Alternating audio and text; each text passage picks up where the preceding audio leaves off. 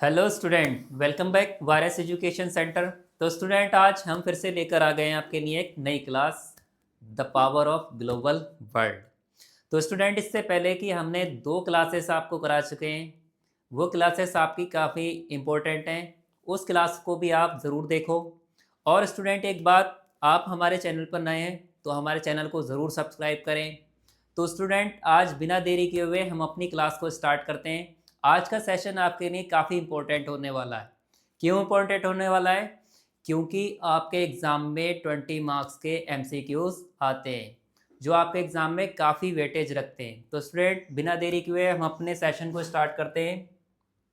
आज का सेशन में मैंने जैसे बताया, the making of global world से हमने मोस्ट इम्पोर्टेंट क्वेश्चन लिए हैं।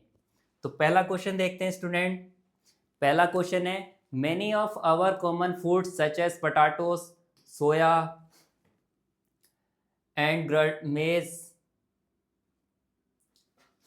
Groundnuts, maize etcetera were only introduced in Europe and Asia after accidentally discovered the vast continent that would later becomes known as American। यानी ऐसी कौन सी फसल थी जो सिर्फ एशिया और यूरोप में होती थी, जैसे पटाटो, सोया, ग्राउंडनट, मेज। तो ये अमेरिका में किसने इंट्रोड्यूस कराया? तो ऑप्शन ए क्रिस्टोफर कोलंबस, या option B Vasco da Gama, या ऑप्शन सी मार्को पोलो। तो स्टूडेंट, हमें यहाँ पर पता चल रहा है कि अमेरिका को डिस्कवर किसने किया था? तो ये किया था कोलंबस ने। कोलंबस ने कब किया था? ये किया था 1492 में। जब अमेरिका की खोज हो गई तो अमेरिका क्या हुई, यूरोप से हमारी क्रॉप्स जाने लगी अमेरिका, जैसे पटाटो, सोया, ग्राउंडनट और मेथी।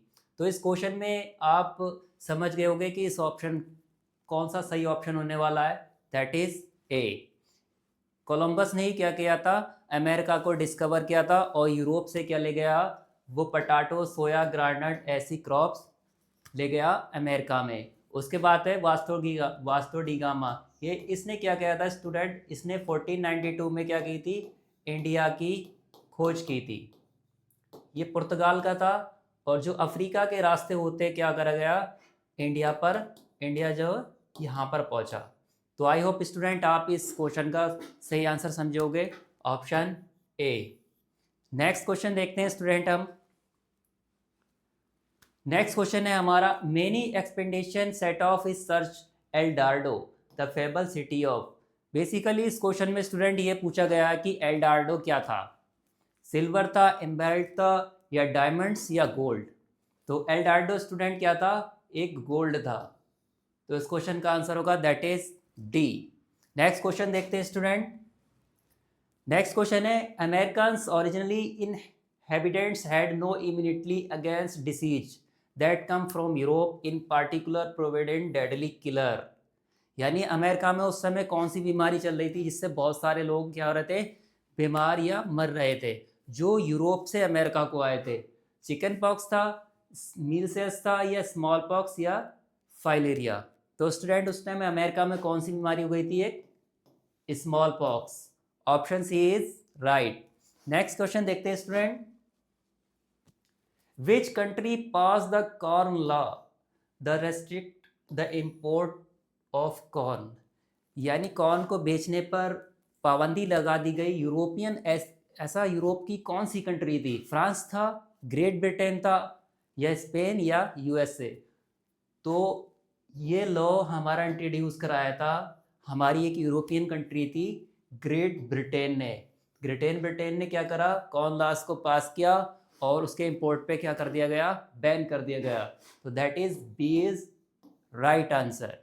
नेक्स्ट क्वेश्चन देखते हैं student. The US also become a colonial power in the late 1890s by taking over some colonies early held by. यानी अमेरिका की ऐसी कौन सी कॉलोनीज है इस चारों देशों में जिस पे अमेरिका ने क्या किया है, कब्जा कर लिया है? तो इस क्वेश्चन का सही आंसर होगा option C, Spain. Spain America की कॉलोनीज कब बना? ये बना था 701 में। एक बात और स्टूडेंट, यहाँ पर एक हम समझेंगे कॉलोनियल, यानी कॉलोनियल लू क्या ला क्या होता है। तो कॉलोनियल लॉ जो स्टूडेंट होता है कि जब कोई देश अपनी टेक्नोलॉजी के बल पर या किसी देश को क्या करे, कब्जा कर ले और अपने फ़ायदे के लिए उससे क्या ले, लेबर ले, और वहाँ पर जो भी कुछ निकलता है मिनरल्स जो भी है उस पर कब्जा कर ले। एक अकेला ही ब्रिटेन, जो ब्रिटेन था ना, ब्रिटेन की 13 कॉलोनीज थी, उसमें एक हमारा क्या था, इंडिया भी था। तो आई होप स्टूडेंट आप इसको सही तरीके से समझोगे। तो इस क्वेश्चन का सही आंसर होगा ऑप्शन सी, अमेरिका की इसमें से इन चारों देशों में से कौन सी कॉलोनी थी, स्पेन थी। नेक्स्ट क्वेश्चन देखते हैं स्टूडेंट। नेक्स्ट क्वेश्चन है which was the favourite city of gold, यानी गोल्ड के लिए इन चारों सिटी में से कौन सी फेमस थी, अल्पासो, एल्डार्डो, मैक्सिको या लाइमा। अभी इससे पहले के क्वेश्चन में हमने सीखा है कि कौन सी थी, एल्डार्डो। तो इस क्वेश्चन का सही आंसर होगा ऑप्शन बी। नेक्स्ट क्वेश्चन देखते हैं student. Which of the following was key feature of the pre modern world, यानी इस मॉडर्नाइजेशन से पहले प्री मॉडर्न वर्ल्ड में कौन सा की फीचर था जो ज़्यादा यूजफुल था, रैपिड इंडस्ट्रियलाइजेशन या क्लोज इंटरकनेक्शन थ्रू ट्रेड या नेशनलिज्म या कॉलोनिज्म। तो उस समय क्या था, प्री मॉडर्न वर्ल्ड में रैपिड इंडस्ट्रियलाइजेशन तो था नहीं, ना ही कोई नेशनलिज्म राष्ट्रवाद की कोई बात हो रही थी, ना ही कॉलोनिज्म हो रहा था। तो जो फीचर की था क्लोज इंटरकनेक्शन था थ्रू ट्रेड, ट्रेड के ही माध्यम से क्या हो रहे थे, इंटरकनेक्शन हो रहा था दो देशों के बीच में। तो इस क्वेश्चन का सही आंसर होगा ऑप्शन बी। नेक्स्ट क्वेश्चन देखते हैं student. The silk route connected which of the following regions, very very important question student. इसको हम क्या करेंगे, एक मैप के थ्रू समझेंगे कि सिल्क रोड किस किस रीजन को आपस में कनेक्ट कर रहा है। तो देखिए स्टूडेंट, ये रहा हमारा सिल्क रूट, यानी जो ब्लू लाइन में आपको दिखाई दे रहा ना, ये क्या हमारा सिल्क रूट। उस समय ट्रेड कैसे होता था, इसी सिल्क रूट के थ्रू होता था, यानी यूरोप को एशिया से जोड़ने वाला एकमात्र रूट क्या था, वो हमारा था सिल्क रूट, यानी इसी से ट्रेड होती थी इंडिया तक, चाइना, यानी एशिया से यूरोप के बीच में। तो सिल्क रूट आप समझ गए कौन कौन सी रीजन में जा रहा है। देखो, एक तो एशिया में जा रहा है, दूसरा यूरोप कॉन्टिनेंट में भी जाएगा, और तीसरा कहाँ जाएगा, अफ्रीका कॉन्टिनेंट में भी जाएगा। तो आई होप आप इस मैप से समझोगे कि सिल्क रूट किस किस रीजन को आपस में कनेक्ट कर रहा है। तो देखते हैं student, Europe and south America, ये तो हो नहीं सकता कि साउथ अमेरिका को कैसे कनेक्ट कर लेगा। अफ्रीका एंड ऑस्ट्रेलिया, ऑस्ट्रेलिया एक अलग कॉन्टिनेंट है, इसको भी नहीं कर रहा है। अभी हमने समझा है कि यूरोप, एशिया एंड अफ्रीका। तो इस क्वेश्चन का सही आंसर होगा that is C. Next question देखते हैं स्टूडेंट। नेक्स्ट क्वेश्चन है what goods were commonly transported along the silk route, यानी सिल्क रूट के थ्रू कौन सी ऐसी चीज थी जो ट्रांसपोर्ट की जाती थी, सिल्वर या स्लैब्स, सिल्क या स्पाइसेस, कॉटन या कॉल, या व्हीट एंड राइस। तो व्हीट और राइस का तो कोई उस टाइम में बात ही नहीं थी, तो उस समय क्या किया जाता था, सिल्क एंड स्पाइसेस क्या की जाती थी, ट्रांसपोर्ट की जाती थी। That is B is right answer. Next question देखते हैं student. Which religions spread to Asia via the silk route, यानी इन रिलीजन्स में कौन सा ऐसा रिलीजन्स था जो सिल्क रूट के थ्रू क्या हुआ, पूरे वर्ल्ड में क्या हो गया, स्प्रेड हुआ। इस्लाम हुआ क्या, नहीं स्टूडेंट, क्रिश्चियन, बुद्धिज्म या हिंदुज्म। तो इस क्वेश्चन का सही आंसर है option C, Buddhism. Buddhism student क्या हुआ कि सिल्क रूट के थ्रू पूरे वर्ल्ड में क्या हो रहा था, स्प्रेड हो रहा था। और नेक्स्ट क्वेश्चन देखते हैं student. In the pre modern world long distance cultural exchange were mainly facilitated bye, यानी प्री मॉडर्न वर्ल्ड में हमारे कल्चरल एक्सचेंज यानी संस्कृति का आदान प्रदान एक देश से दूसरे देश के बीच में कैसे हो रहा था, बेसिकली इस क्वेश्चन में हमसे यही पूछा गया है। Air transport student, pre modern world में एयर ट्रांसपोर्ट की कोई वैल्यू नहीं होगी, उस समय क्या होगा, क्या नहीं हो सकता। रेलवेज, क्या रेलवे बन गई थी प्री मॉडर्न वर्ल्ड में, नहीं स्टूडेंट, ये भी नहीं हो सकता। डिजिटल कम्युनिकेशन, क्या उस समय क्या मोबाइल फ़ोन या डिजिटल ऐसा कुछ बात थी? तो स्टूडेंट प्री मॉडर्न वर्ल्ड में ये क्या है, इम्पॉसिबल है। तो ट्रेड रूट्स, एक ऑप्शन बचा सिर्फ B, trade route, that is B is right answer. Trade route ही क्यों? क्योंकि इसी के थ्रू क्या हो रहा था, हमारा जो व्यापार है वो हो रहा था। उसी के बाद में जब व्यापार एक देश से दूसरे देश के लोग मिल रहे थे तो हमारी जो कल्चरल एक्सचेंज है वो आपस में क्या हो रही थी, इंटरकनेक्ट हो रही थी। तो इस क्वेश्चन का सही आंसर होगा ऑप्शन बी। नेक्स्ट क्वेश्चन देखते हैं student, which food crop from south America become widely popular in Europe? यानी साउथ अमेरिका से कौन सी ऐसी फसल आई जो हमारे यूरोपियन को बहुत अच्छी लगी और वो यूरोप में क्या हो गई, फेमस हो गई। वीट, क्या गेहूं, पटाटो, राइस या शुगर केन? तो स्टूडेंट साउथ अमेरिका से जो हमारी आई थी वो क्रॉप आई थी, दैट इज बी, पटाटो, जो यूरोप में क्या हो गई, पॉपुलर हो गई। तो इस क्वेश्चन का सही आंसर है that is B. Next question देखते हैं, which crop introduced by Christopher Columbus transformed European diets? यानी क्रिस्टोफर कोलंबस ने कौन सी ऐसी क्रॉप थी जो यूरोपियन की डाइट में क्या करा दी, इंट्रोड्यूस करा दी? कॉफ़ी, मेज, पटाटो या टमाटो? तो स्टूडेंट वो थी क्रॉप हमारी, that is C, potato. Next question वही है, नेक्स्ट क्वेश्चन स्टूडेंट आप देखते हैं, फ्रॉम विच कॉन्टिनेंट वर मेज, potatoes and tomatoes originally? And tomatoes originally brought, यानी वो फसल जो ओरिजिनली ब्राउट यानी कहाँ से की गई है, इन कंट्री में बताओगे, जैसे टमाटो, पटाटोस, या एशिया से की गई है, यूरोप, अफ्रीका या साउथ अमेरिका? इस क्वेश्चन का सही आंसर होगा option D, south America. Next question, the global exchange of food crops and animals in the 15th and 16th century of often referred to as? यानी global exchange में crop का और animal का जो एक दूसरे से आदान प्रदान हो रहा था तो उसको क्या बोला जाता है, इस क्वेश्चन में यही पूछा गया। द इंडस्ट्रियल रेवोल्यूशन पूछा गया, बना था उस टाइम, क्या ऐसी कोई बात थी, कोई इंडस्ट्रियल रेवोल्यूशन हो रहा था? नहीं। द कोलंबियन एक्सचेंज, हाँ ये हो सकता है, क्योंकि क्या हो गया, कोलंबस ने क्या करा, अमेरिका को डिस्कवर्ड कर लिया और यूरोप से क्या हो रहा है, अमेरिका को लोग जा रहे हैं, ठीक है। तो वहाँ पर क्या हो रहा है, क्रॉप और एनिमल दोनों आपस में क्या हो रहा है, एक्सचेंज हो रहा है, यानी कल्चरल एक्टिविटीज़ भी हो रही हैं।